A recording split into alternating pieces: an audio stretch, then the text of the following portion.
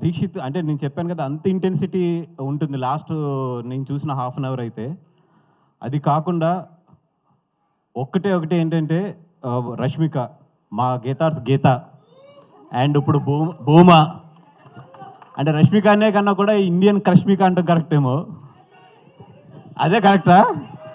Yes boss.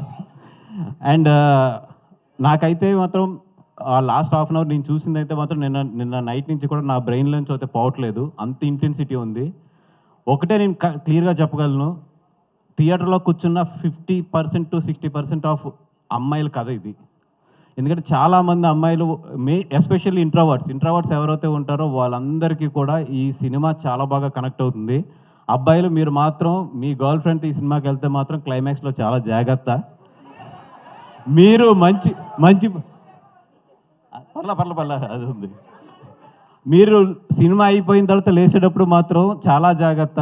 ఎందుకంటే మిమ్మల్ని ఆ అమ్మాయి హగ్ చేసుకుందంటే మీరు చాలా మంచి బాయ్ ఫ్రెండ్. మిమ్మల్ని ఏమీ మాట్లాడకుండా సైలెంట్గా ఫాలో అవుతుందంటే మాత్రం మీరు డబల్ చెక్ చేసుకోండి. ఏ రియాక్షన్ లేదంటే మీరు కారు ఎక్కిన తర్వాత లేకపోతే ఇంటికి వెళ్ళిన తర్వాత మాత్రం మీ చెంపలు మాత్రం జాగ్రత్త.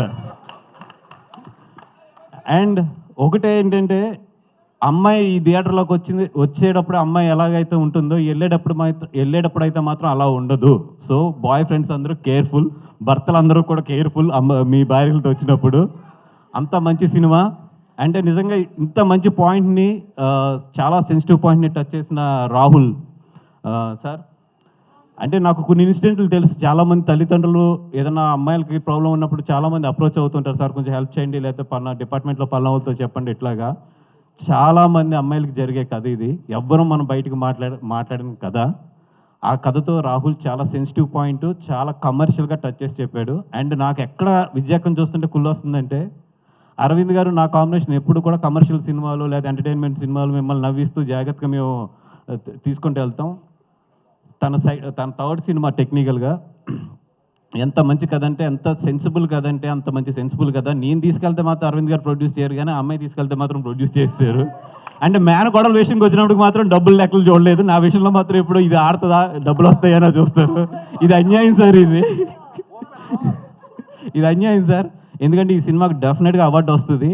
అవార్డు విద్యకు వస్తుంది అండ్ ధీరాజ్కి వస్తుంది. ధీరాజ్ మన అంబాజీపేట చాలా మంచి సినిమా, దాని తర్వాత మళ్ళీ ఇది మంచి సినిమా. నీకు డెఫినెట్గా ఆ అమ్మాయి లేడీస్ గురించి అయితే నువ్వు చాలా మంచి సినిమాలు తీస్తున్నావు అని చెప్పి ఒక మంచి పేరు అయితే పట్టుకెళ్ళిపోతావు.